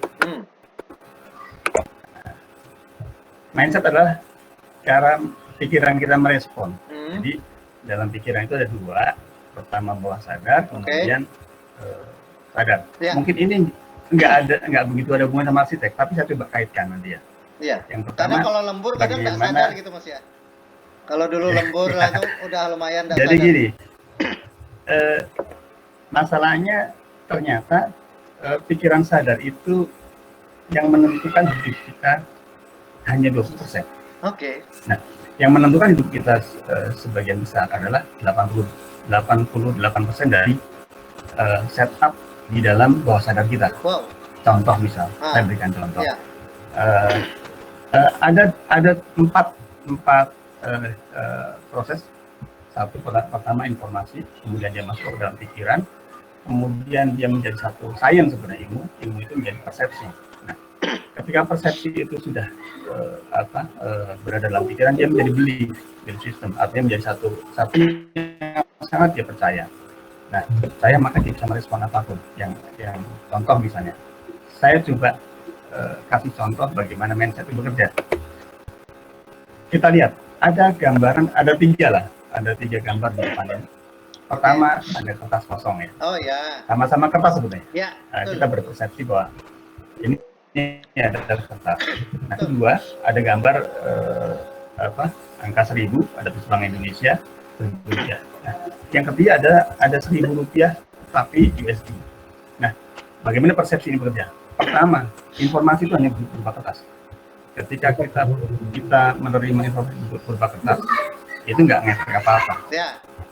Karena itu kertas. Tapi ketika dia tulis angka 1000 ini rupiah, Oke. mungkin belum terlalu berefek juga. Oke. Nah, tapi ketika kertas yang ketiga ini ada tulisan $1.000, Ya. seandainya nih seandainya 3 kertas ini berada di depan teman-teman mahasiswa, responnya seperti apa? Dolar Anggaplah yang dong. saya kasih. Iya. Dolar dong kalau yang tahu gitu. Nah, itulah persepsi. Oke. Itulah persepsi. Jadi persepsi itu satu kepercayaan bahwa yang tertanam di dalam bawah sadar. Nah, ini Oke. bukti bahwa 88% itu memang bawah sadar sudah bekerja. Ya. Tapi gitu. Kemudian saya coba masuk ke menghubungkan antara dunia arsitek dan bisnis. Ya. Kemarin saya diminta Mas Syarif untuk menghubungkan. Ya. Sebenarnya Tepat. nggak begitu ada hubungan, tapi ada juga di Banyak arsitek. ini. Pemahaman saya kan profesi arsitek, tapi dia punya ilmu atau skill di bidang arsitektur. Nah, ternyata teman-teman mahasiswa yang di arsitektur mungkin masih sangat bersyukur. Kenapa? Karena arsitektur itu sangat luas, berluas. Dia berluas. Kalau saya meresponnya begini mudahnya, arsitektur diajari bagaimana dia mendesain barang-barang yang harganya mungkin barang-barang yang nggak terlalu mahal misalnya. Oke. Tapi bagaimana dia bisa menjadi sesuatu yang wow. Ah. Ya. Jadi bukan sekedar kalau suruh desain barang mahal jadi mewah ya. Biasa ya. Oke lah. Oke. Tapi kalau desain barang sederhana kemudian hasilnya mewah, Nah. itu kan sesuatu yang, itu ilmu arsitek gimana? Oke. Kira-kira. Nah, bagaimana bisnis? Bisnis itu pemahaman saya adalah aktivitas komersil. Dia mesti mendatangkan keuntungan. Oke. Nah, tapi ada tapinya nih. Nah. Bisa dengan atau tanpa teman-teman ada di dalamnya. Kalau contoh Mas tadi. Sebagai pelaku atau bukan gitu ya? Yes, ya. Jadi bisnis itu dia bisa ada di dalamnya atau enggak. Oke. Nah ini yang bidang nanti di dunia kerja. Saya lanjut ya. Jadi Bisnis dengan kerja beda ya berarti Mas ya? Menurut saya berbeda. Beda ya? Jadi berbeda. Jadi arsitek ini adalah menurut saya adalah bagian dari bisnis. Oke. Karena dia punya skill. Oke. Ya, Arsitek bagian dari bisnis. It's the note. Saya tunjukkan bagaimana menjadi bagiannya. Jadi ini adalah bekerja. Ya. Ini saya mencoba mendefinisikan teman-teman pada saat nanti lulus atau bahkan hari ini sudah lulus, yang belum lulus, pada akhirnya mungkin ada beberapa pilihan. Kalau tadi saya tampilkan ada pilihan sebenarnya, ya. Mau berbisnis atau mau investasi. Ya. Itu tiga-tiganya pilihan yang bisa dipilih. Tapi memang semua harus ada ilmunya. Ya. Tapi kayak menjadi arsitek ya mesti punya ilmu arsitek. Kalau nggak ilmu arsitek gimana menjadi arsitek? Artinya kelayakan itu tidak bisa bertanggungjawabkan. Nah, bekerja itu konsep yang menurut saya adalah dia menukar waktu dengan uang. Jadi saya misal proses gimana? Ketika saya punya waktu, ya waktu 24 jam saya tukar dengan uang yang orang mau membayar saya. Itu bekerja ya. Nah, bagaimana prosesnya dari uang yang saya terima awal dulu pada saat saya bekerja dari cleaning service, kemudian saya bekerja sales, habis itu bodong dan lain-lain. Habis itu punya perusahaan. Ternyata saya mendapatkan satu mapping begini. Pertama, ketika saya punya waktu dan tenaga, itu saya hanya dapat uang sedikit.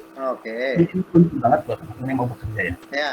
Kemudian naik di poin kedua, ketika dia punya waktu, punya tenaga, dan punya ilmu, itu nambah lagi. Dia dihargai lebih lagi. Nambah. Dia akan naik lagi ketika dia punya waktu, punya tenaga, punya ilmu, punya skill. Ilmu skill. Oke. Kenapa? Ilmu itu contoh misalnya saya baru lulus. Secara ijazah saya diakui. Punya ilmu arsitek, dari disiplin ilmu, tapi saya belum punya skill. Karena saya punya skill itu butuh waktu. Butuh waktu untuk menjadi diakui lah. Menarik nih ya. Itu pasti teman-teman dihargai lebih banyak. Cara uang, kita bicara uang. Dan karena waktu kerja itu menukar waktu dengan uang. Nah, itu prosesnya. Kemudian proses berikutnya gimana? Kalau mau lebih banyak lagi, ya ada waktu, ada tenaga, ada ilmu, ada skill, tambah satu lagi network. Wow. Yes.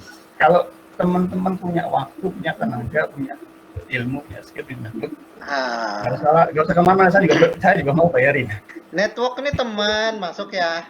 Teman bisa, dosen masuk, siapapun, karena jaringan. Mungkin bisa ditanya ke Mas Anton nanti pada saat itu. Bagaimana Mas Anton Widiarso itu mengembangkan jaringannya yang sampai Indonesia tanpa dia punya jaringan sampai ke Indonesia. Yang terakhir adalah proses terakhir dia punya waktu, punya tenaga, punya ilmu, punya skill, punya network ya. Tapi dia mesti punya leadership. Pemimpin. Nah, pada saat poin ini dapat, dia pasti akan jadi CEO. Karena dia menguasai seluruhnya. CEO itu maksudnya bos ya? Ya belum sih. Belum ya. CEO itu adalah dia chief leader ya. Ya, jadi dia adalah ibaratnya yang mengendalikan perusahaan. Kayak kita ini belum. Kayak kita ini belum CEO ya. Dia bisa yang punya atau bahkan bukan yang punya sebenarnya. Nah, sepanjang dia punya kategori itu tadi, waktu, tenaga, ilmu, skill, kemudian masalahnya ternyata bekerja. Sorry, saya tidak siapapun, tapi ini adalah apa yang saya dapetin. Saya dapetin. Kemudian ini praktis, benar-benar praktis yang saya lakukan. Ternyata dia ada batasannya. Ya, dunia bekerja itu ada batasnya. Kapan batasnya? Batas kita pertama adalah 24 jam. Karena semua menggunakan waktu. Waktu saya nggak mungkin 25 jam satu hari. Saya hanya bisa menukar waktu saya 24 jam sehari gitu, kalau saya mampu ya. Tapi rasanya badan saya juga punya hak untuk istirahat. Nah, biasanya ini pola-pola yang menyebar adalah pola 40, 40, 40. 48 nih? Jadi gini, ketika bekerja, teman-teman kadang-kadang terjebak dalam pola begini. 1 minggu 9 to 5. jam 9, Ya. jam 5, bahkan untuk 40 jam dalam 1 minggu. Oh, 40 jam. Oke. Nah, kemudian 40 yang berikutnya adalah 40 jam dalam 1 minggu. Kemudian saya nggak lupa, di 40 terakhirnya adalah ketika dia sudah sudah masa pensiun, itu dia dapat 40% dari gaji pokok mereka. Oh, itu maksudnya. Jadi itu umum sih, secara umum Ya. tidak, tapi secara umum tidak. Ada 1-2 yang berbeda ya. Boleh 3 menit lagi, Mas Anton? Siap. Yuk. Terakhir adalah kapan aset itu limitnya. Limitnya adalah ketika teman-teman nanti dari tadinya aset berubah menjadi beban. Contohnya, kalau sudah mau pensiun biasanya secara umur waktu mereka nggak lagi menjadi aset perusahaan, pasti jadi beban. Oke. Ketika jadi beban, dia akan start, pasti. Oke. Nah, kemudian coba masuk ke bisnis. Bisnis itu apa sih? Berbeda konsepnya sebenarnya. Bisnis itu tadi pertama bekerja menukar waktu dengan uang. Kalau bisnis itu tidak menukar waktu dengan uang, tetapi menukar modal dengan waktu. Oke. Maksudnya bagaimana? Tadi ada teman mahasiswa kita yang nanya bagaimana resiko terhadap perumahan. Ya, Ya, ini betul, mungkin betul. menjawab bagian. Jadi bagaimana prosesnya? Mesti dikuasai dulu, Mas, mindsetnya. Mindsetnya bukan mindset bekerja, tapi benar-benar mindset Bukan bekerja, tapi ini bisnis ya. bisnis. Karena Oke. konsepnya sudah berbeda, menukar modal dengan waktu. Oke. Kemudian mesti pahami ilmu bisnisnya kayak apa. Nah. Bisnis properti bisa disebutin. Jadi Paham yang bisa ilmunya. Ilmunya apa? Properti ya, mesti paham dulu properti apa yang mau dikejar, sehingga dia tahu dulu dan hilirnya. Yang ketiga adalah modal, dia mesti punya. Oke. Nah, modal itu tidak semuanya uang. Oke. Tadi saya sebut di poin pertama ada proses menukar waktu dengan uang. Ini adalah modal. Apapun yang Anda punya itu adalah Oke. modal. Oke. Itu bisa dalam bentuk waktu, tenaga, ilmu, skill, dan network, dan itu modal. Itu bisa ditukarkan. Nah, yang poin terakhir adalah poin keempat adalah action. Kalau tiga ini sudah dapat tapi nggak ada action, ya percuma. Ya. Karena omong kosong doang. Ya. Kemudian ada pola N+1. Ini pola mungkin berbeda dengan teman-teman. Oke. Pola ini saya alami. N+1 adalah ketika teman-teman jatuh, +1-nya harus bangkit. Oh. Kalau jatuhnya 1000 kali, lu mesti bangkit 1001 kali. Oke. Atau saya sebut biasanya 10 jam. Oke. Teman-teman akan jadi orang yang punya ahli, punya skill ketika dia sudah dapat faktor 10 jam. Oke. Mungkin Mas Widi itu sangat expert di bidang Iya. surya ya. Iya. Karena memang dia sudah melewati masa 10.000 jam itu. Oke. Tapi pada saat, kalau beliau mau cerita, mungkin pada saat dia membangun bisnis surya 88, pasti ada naik turun yang Ya, cerita. itu dia yang latar Dan belakangnya itu faktanya, Mas siapa tadi ada yang nanya properti. Ya. Faktanya bisnis itu adalah 10 tahun usaha yang didirikan pada tahun pertama, Ah. dia gagal di 80% gagal di tahun 5. 80% gagal. Betul. Kalau ada misalnya 100 perusahaan, Ya. 5 tinggal 20%-nya, berarti tinggal 20. Ya. Artinya pada tahun keempat itu tinggal 4 perusahaan yang sustain. Oke. Berat. Banyak hal yang Memang berat. harus dipelajari, banyak hal. Karena tantangannya kayak naik tangga. Ya. Tangga pertama, tangga berikutnya berbeda. Oke. Berbeda. Begitu terus startnya seperti itu ya. Startnya mungkin teman-teman kalau yang baru memulai, siap-siap waktu Anda Oke. 20 menit. 1 menit Habis lagi ya? bisa? 1 menit Oke, lagi? bisa. Oke. Siap. Habis itu mungkin Jadi- bisa ditampilin semua pembicara. Nanti saya Baik. bukakan pertanyaan. Jadi masih siap bagaimana memulai. Memulai itu benar-benar mungkin waktu teman-teman akan sangat habis karena harus menguasai banyak bidang. Kalau Oke. dia kan satu bidang aja. Ya. Tapi pada akhirnya dia mungkin bisa free waktu ya, karena dia sudah membuka waktu. Oke, yang terakhir mungkin adalah investasi. Kita tadi berbeda lagi. Oke. Berbeda lagi. Ya, dia adalah menukar uang dan kepemilikan. Oke. Prosesnya bagaimana? Ini sudah sangat berbeda lagi dengan tadi lagi. Oke. Tapi semua tadi ada proses bagaimana mendapatkan uang. Jadi menukar uang dengan kepemilikan bisnis sebenarnya.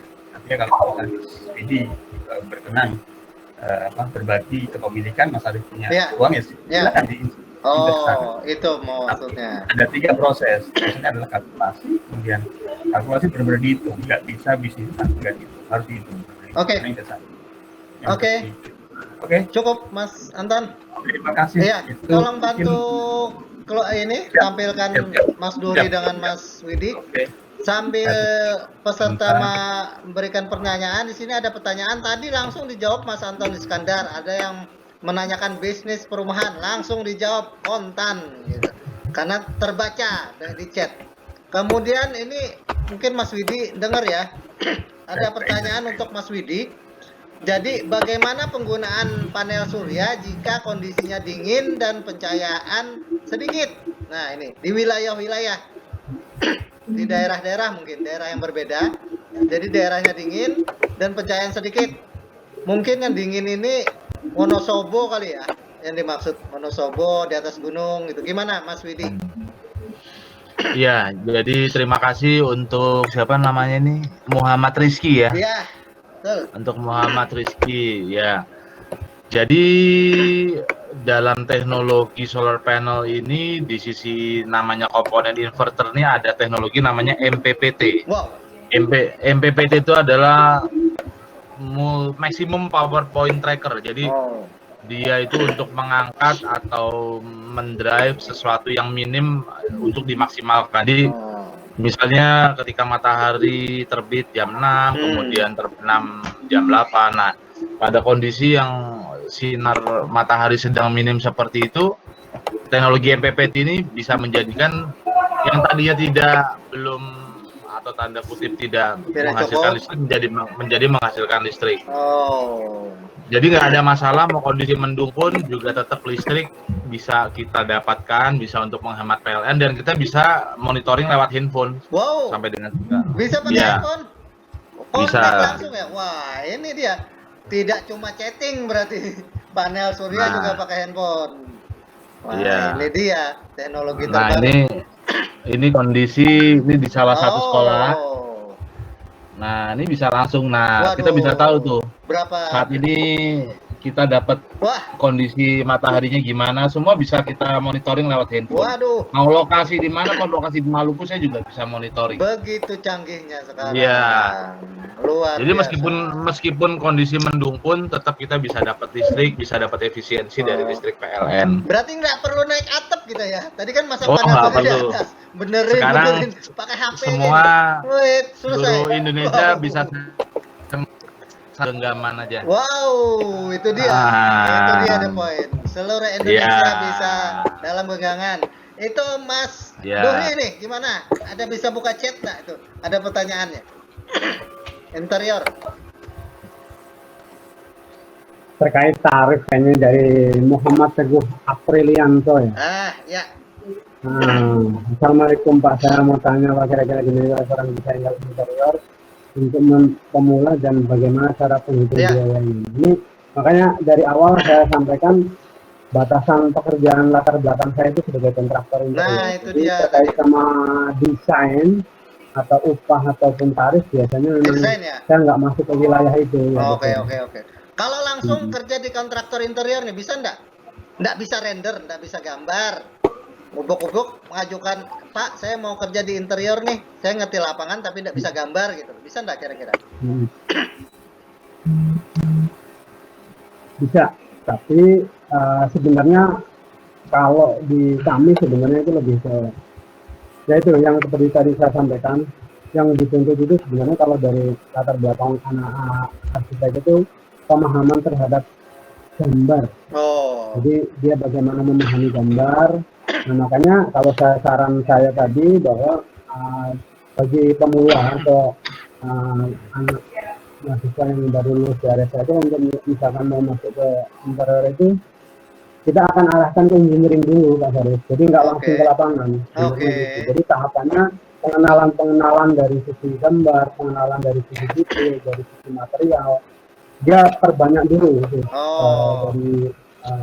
Berarti garis besarnya paham gambar ya, paham gambar. Harus bisa gambar tapi belum pasti harus yang paling hebat, tidak kan? Nah, cukup lah, artinya bisa lah gitu kan. Kayak gambar kita ini benernya kan sketsa aja dulu ya, ketawa-ketawa. Tapi begitu ditangani proyek berguna juga sketsa jelek gitu. Ya, Karena betul. paham maksudnya sketsa ini Ya. ini gitu kan. Ya Ya, kan? komunikatif yang penting Pak Syarif. Ya. Jadi nanti intinya bahwa kita menerjemahkan desain itu kan lewat sketsa nanti dari jarak dengan drafter maupun kita menjelaskan ke terutama mandor maupun tukang. Jadi eksekusi di situ yang nanti harus benar-benar. Oh ya. Mengutip sama Betul. tadi, mengutip Pas Antoni Iskandar tadi, kertas kosong kan, nggak ada harganya. Ditulisi 1000, 1000 udah 1000. Begitu kita coretin $1000 tuh ada dolarnya, berubah lagi itu nilainya. Coretannya sama kan, mirip lah. Artinya pemahaman itu lebih penting daripada apa yang dikerjakan, gitu toh? Ya, mungkin sambil rileks kita ini dulu Mas Anton bisa diputarkan video yang tadi, ada video presentasi di situ. Peserta juga rileks. Jadi waktunya sudah kelewatan, memang lewat 20 menit. Mungkin nanti bisa kita Presentasi untuk sebentar. video presentasi. Jadi bagi yang terima kasih banyak atas semua partisipasinya di acara ini. Ya kita memang santai, jadi ya begitulah kita mengalir saja, tidak perlu acara resmi. Setelah ini mungkin silahkan Anda di grup, nanti ada pengumuman dibuka bebas komunikasi yang merupakan lanjutan dari ini, gitu loh. Kami tidak bisa memberikan langsung data-data seperti nomor handphone pembicara, tetapi menampung peserta pada grup, dan itu langsung. Perkara nanti pembicara ada waktu kita undang di grup langsung komunikasi, nah kemungkinan besar itu terjadi begitu. Jadi kalau yang interior nanti kan nah, kalau mau lihat gambar-gambar interior yang begitu rumitnya, nanti ada beberapa gambar yang di-share gitu.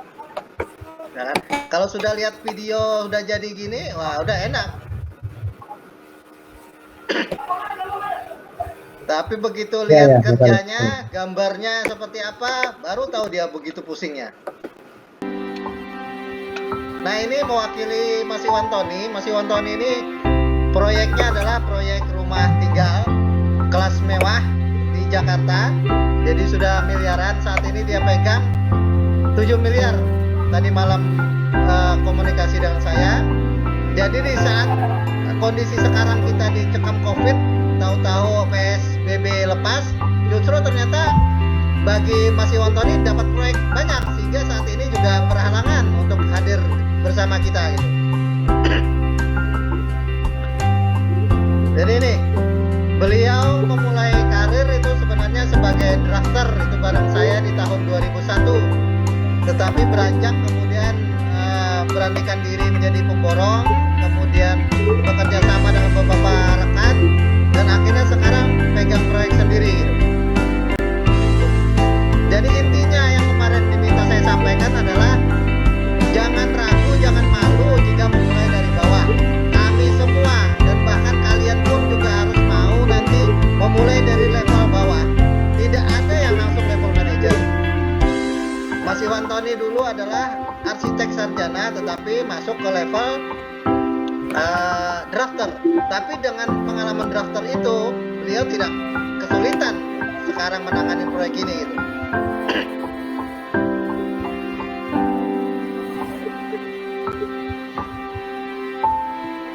Semua arsitek biasanya familiar dengan rumah tinggal, jadi gampang sebenarnya menerangkan.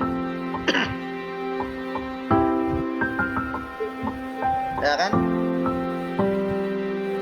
Jadi Mas Iwan Tani tadi kesulitan untuk login, dan nanti kita coba hubungi.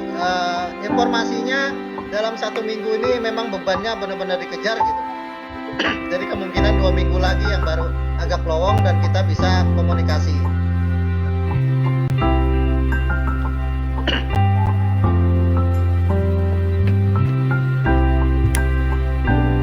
Oke, nah ini di saat kita lepas dari COVID, ternyata beliau ini diambil dari Facebooknya. Wah, malah aktif sekali proyeknya. Nanti kalau yang mau tahu bagaimana kerjanya, bagaimana gambarnya, nanti kita akan share di grup.